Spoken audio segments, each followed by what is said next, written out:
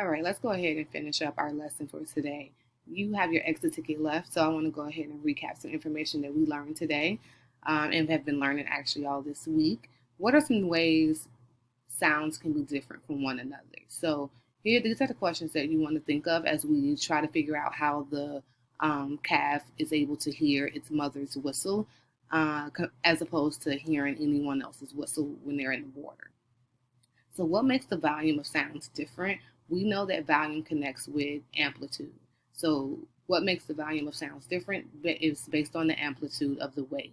So, depending on how tall that wave is, it's either going to be quiet or loud.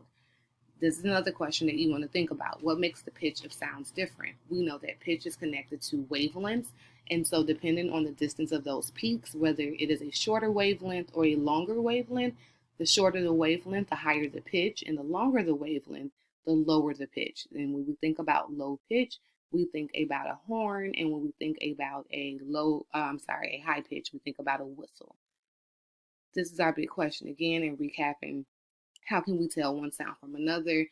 Again, when sound waves have different amplitudes, we hear sounds with different volumes. Amplitudes equal volumes. When sound waves have different wavelengths, we hear sounds with different pitches. These different pitches and volumes are going to have a lot to do with how the mother dolphin and the calf are able to hear each other's sounds and know that it is their family as opposed to other dolphins that are in the water. For your exit ticket, you have two sounds that you need to hear. You need to hear the sounds, and then you need to, on your exit ticket, determine which sound wave matches the sound. So I'm going to say that again. When you get to your exit ticket, you are going to have to determine which sound wave matches which sound.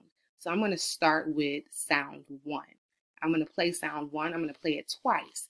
In your exit ticket, if you need to pause the video and play the video as well as completing the exit ticket, feel free to do that. Or you need to just remember, and again, you should be watching this video right before your exit ticket anyway, but you need to pause, feel free to pause. This is sound number one.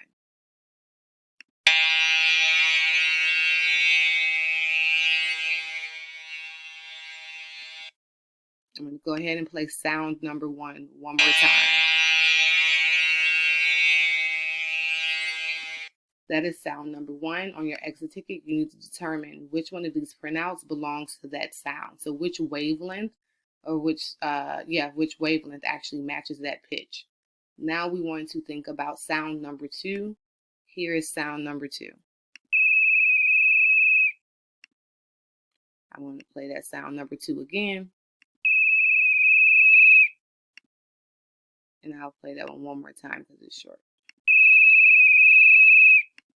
All right, so again, on your exit ticket, for the second question, which sound wave matches sound number two? And when we think about these sound waves, we're thinking about the pitches. And so when we think about pitch, we're thinking about the wavelength.